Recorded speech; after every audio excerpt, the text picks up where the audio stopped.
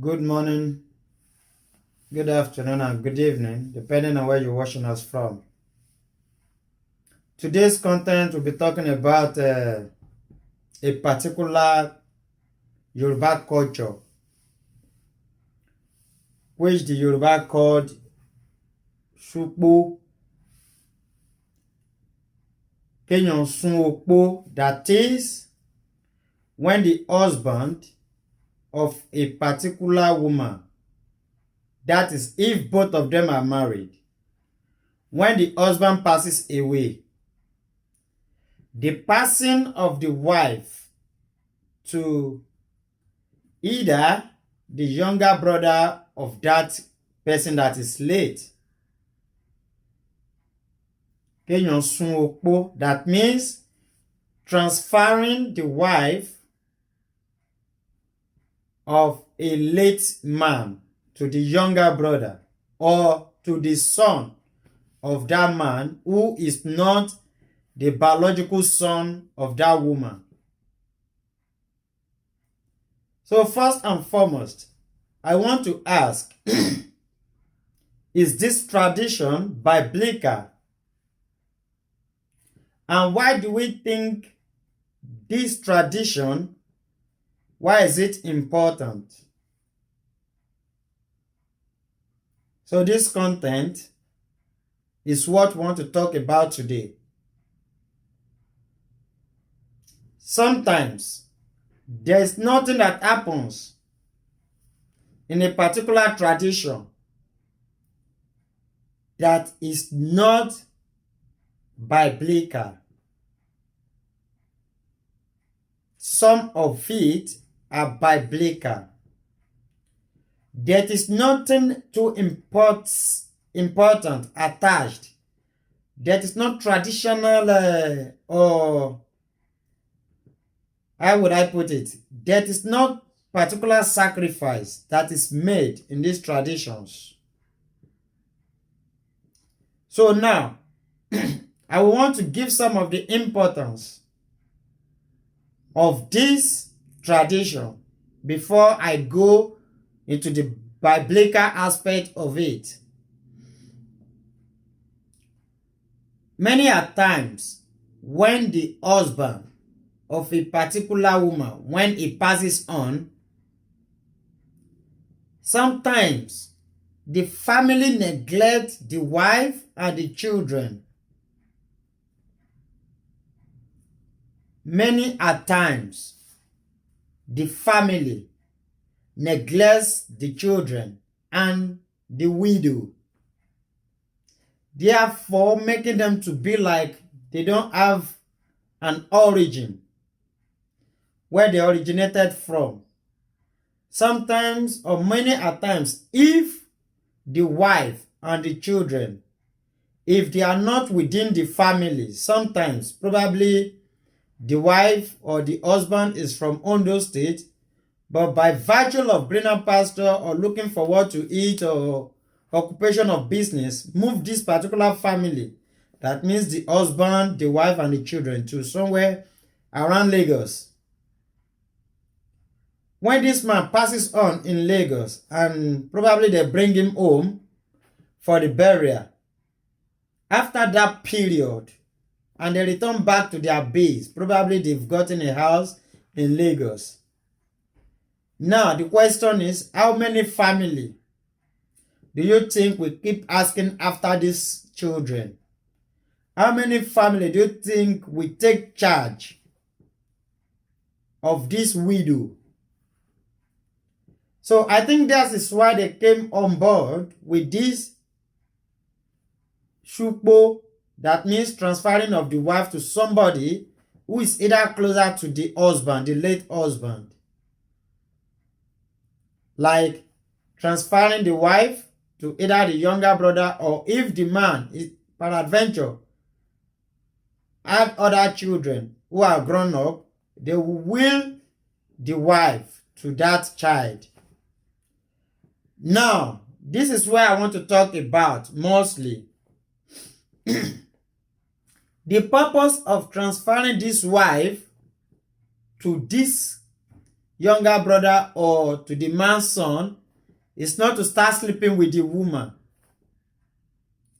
but it is to take charge of some of the responsibilities of these children, and the wife is to just make sure that this man checks on these children at interval to make all these children have a sense of belonging in the family. Sometimes when there's anything happening in the family, it is the role of this new person in charge to call them. This is going on within the family. Or if the husband, the late husband or their father have a property, sometimes the wife at a particular point may not be able to handle those property, or the children may be younger to handle this property. It is left for this person in charge to help them monitor this property until when those children are what? Are matured enough to handle their father's property. But in the recent days, what we see is we've got a lot of greedy uncles. Get me well? We've got a lot of greedy uncles. Even when they take charge of this property, because these children are young, after a while, they don't even want to release all this property or investment. What we see nowadays are greedy uncles, greedy brothers, who are only after the asset and not the liability. So many of them, after the departure of their brother, they don't even call for once to ask about the well-being of all these children. How do they go to school? How do they feed? How do they pay rent? So now, I'll be taking us to the biblical aspect of this, where the Bible talks about orphans and widows.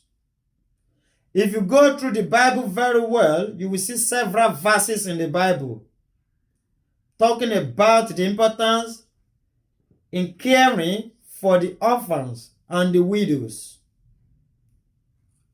I've taken out my time this morning to itemize some verses and what they say about caring for widows and orphans. The Bible not only quotes at this point that it should be only the family that should look after the orphans. He even committed them to the church. Let the church look after the orphan. So this is to tell you that even the Bible itself knew that so many families will not cater for these children after the death of their father, and therefore commit these children to the hands of the church. So I will pick some of the Bible verses I jotted this morning, and I will read them out and what the Bible says about the orphan, the widows, and how to care for them.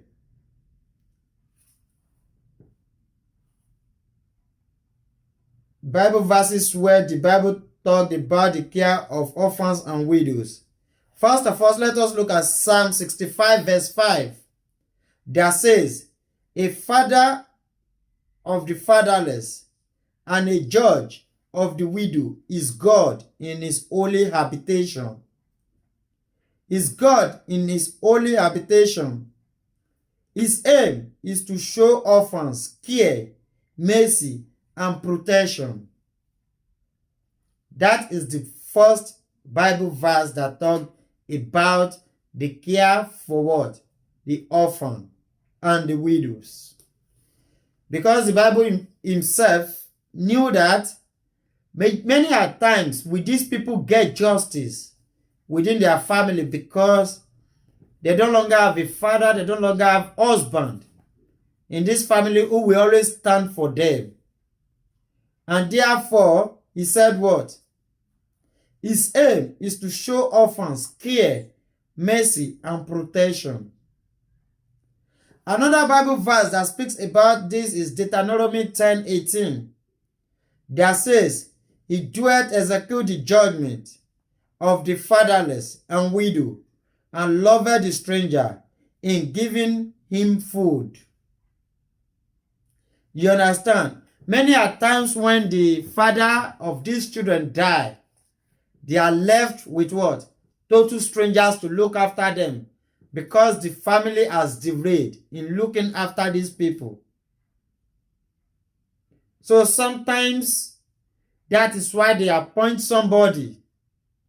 The purpose of appointing somebody is not to start sleeping with the woman, but to look carefully at the affairs of this family, both the children and the widow.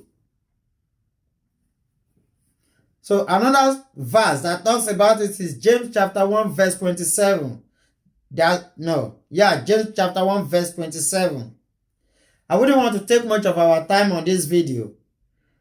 I will state another verse again, Deuteronomy 14:29, that says, And the Levite, because he had no part, no inheritance within thee, and the stranger, and the fatherless, and the widow. Like I told you, many a times, some of these children loses their father's property to uncles, to brothers, because they lost their father. So I want every family to know this tradition is somehow biblical, as to make family look after the orphans and the widows. It is not for you, the man, that this wife is transferred to start sleeping with this woman, but to look at their affairs. Sometimes when they transfer this wife to the other man, you begin to bear what? To have children again together. This is not the primary purpose. So sometimes we don't say, because some of these things are biblical, and misinterpret. So this is what I want to say about this particular tradition. Let us always be guided in doing things. I see so many people contradicting this tradition, and therefore making the widow and the orphan suffer, because some of the religious leaders has brainwashed the wife and the children not to accept this tradition. Sometimes you don't only just brainwash them, but you make them to suffer. Sometimes losing their father's hard-earned investment to uncle, because the wife didn't accept to go by the tradition. So I will be leaving this topic here, but sometimes I'll bring up some people on board so that we can talk extensively on this, how it originated, and why it is mostly important to adopt this tradition in Yoruba land. Thank you. If this is the first time you're coming across our channel, kindly subscribe, and if this is the first time you're coming across our page on Facebook, kindly follow, give us a like. Thank you so much. Thank you.